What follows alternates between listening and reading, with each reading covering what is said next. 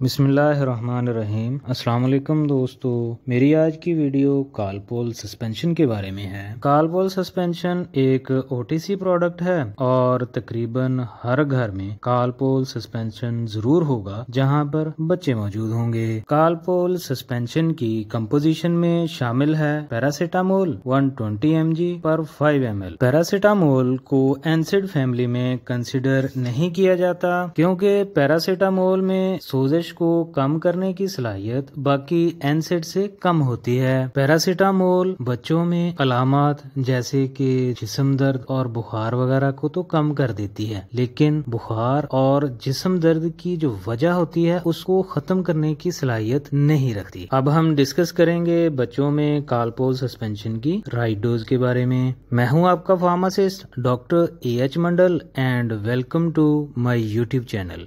जी तो दोस्तों, बच्चों में करेक्टेड गेस्टेशनल एज 28 से 32 वीक के दरमियान हो तो उनमें राइट डोज होगी 10 mg पर kg हर 12 घंटे बाद। मैं पहले कंप्लीट डोज बता दूं, फिर आपको करेक्टेड गेस्टेशनल एज निकालने का तरीका बताता हूं। फॉर एग्जाम्पल, एक बच्चे का वजन 3 kg है तो उसकी राइट डोज होगी 30 mg, मतलब 1.5 cc सुबह और 1.5 cc शाम में। अब मैं आपको CGA मतलब करेक्टेड गेस्टेशनल एज निकालने का तरीका बताता हूँ। CGA is equal to baby के बर्थ के बाद की एज, वो भी वीक्स में, उसको हम माइनस करेंगे उस एज से जितनी देर या जितने वीक्स वो माँ के पेट में रहा। मसलन आफ्टर डिलीवरी हावी की एज 1 माह है, मतलब 4 वीक है, और माँ के पेट में उसकी उम्र थी 35 वीक, मतलब